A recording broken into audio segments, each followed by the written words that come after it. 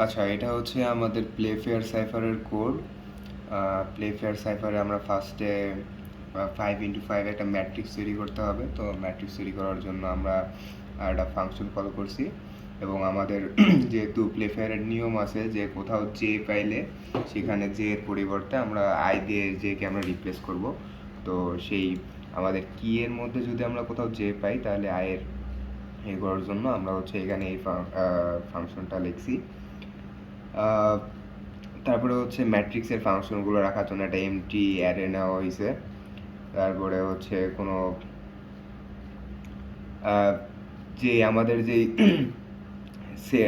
লেটারের যে সেটটা আছে সেই সেটগুলোর মধ্যে কোন কোন লেটার ইউজ হয়েছে, কোন কোন লেটার সেই ইউজের ইয়েগুলো ডকুমেন্টগুলো রাখার জন্য আমরা এই ইউজড ভ্যারিয়েবল এই ফাংশনটা ক্লিয়ার করছি, মানে এই ফাংশনটা কল করছি।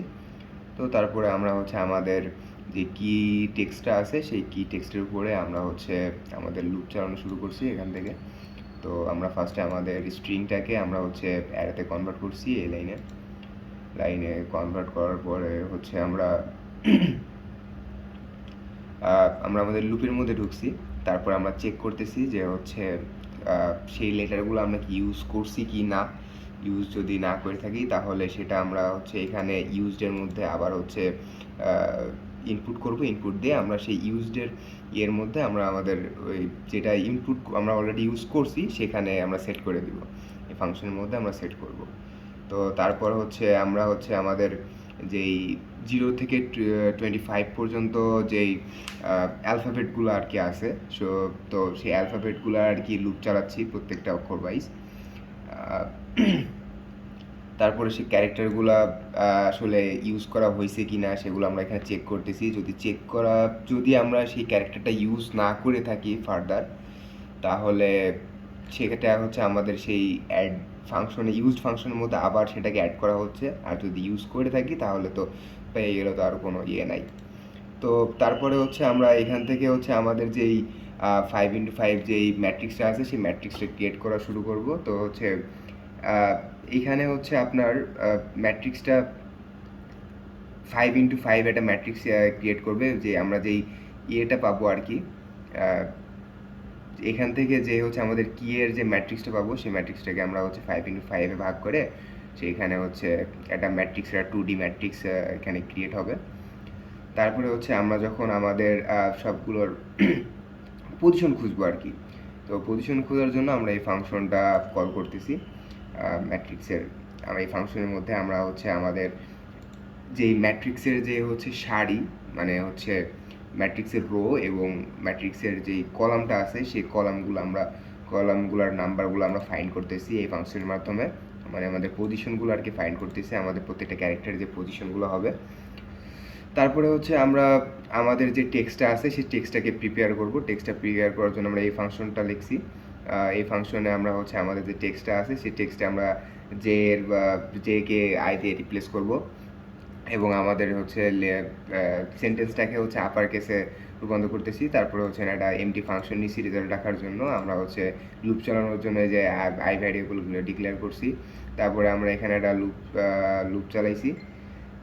লুপ চালানোর এখানে লুপ চালাচ্ছি। লুপ চালানোর পর আমরা এখানে লুপের মধ্যে আমরা চেক করতেছি আসলে আমাদের যেই ইয়েটা আছে, আমাদের যে সেন্টেন্সটা আছে বা আমাদের যে ম্যাট্রিক্সটা আছে সেই ম্যাট্রিক্সের ইয়েগুলো আর কি জোড়ায় জোড়ায় পাইতে হবে অবশ্যই। কোঅর্ডিনেটগুলো বা ইয়েগুলো জোড়ায় জোড়ায় পাইতে হবে। জোড়ায় জোড়ায় যদি আমরা না পাই তাহলে আমরা লাস্টে গিয়ে একটা এক্স যোগ করতেছি। তারপর হচ্ছে এভাবে আমরা হচ্ছে আমাদের ইনক্রিপশনের আমাদের যেই টেক্সটটা আছে, প্লেন টেক্সটটাকে ইনক্রিপ্ট করার জন্য আমরা এখানে প্রিপেয়ার করতেছি। প্রিপেয়ার করে আমাদের রেজাল্ট ভ্যারিয়েবলের মধ্যে আমরা স্টোর করতেছি।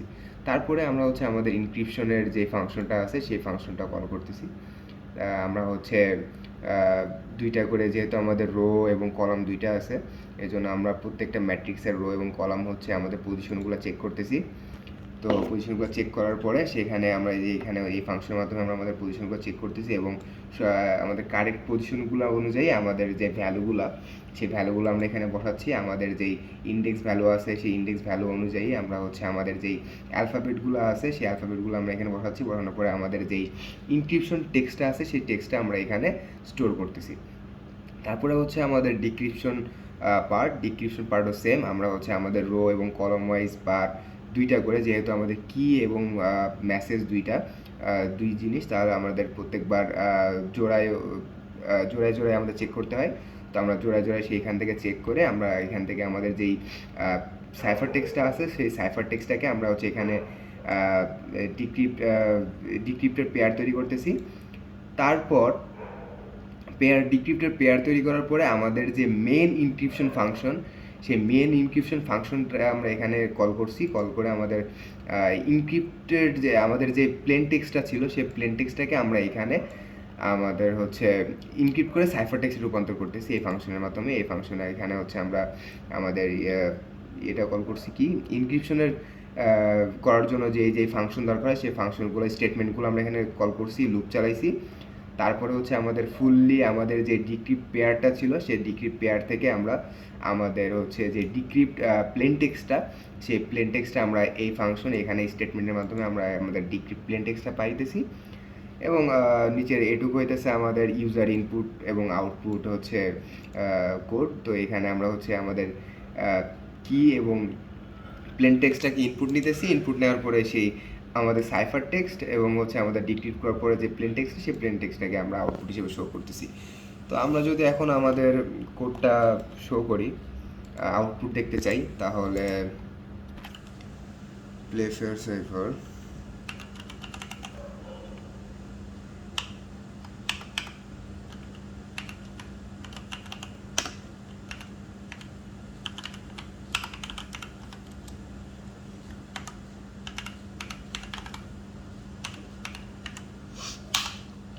যে আমরা ফার্স্টে আমাদের এখানে কিটা চাবে। তো আমরা কিটা যদি দেখা গেল প্লে ফেয়ার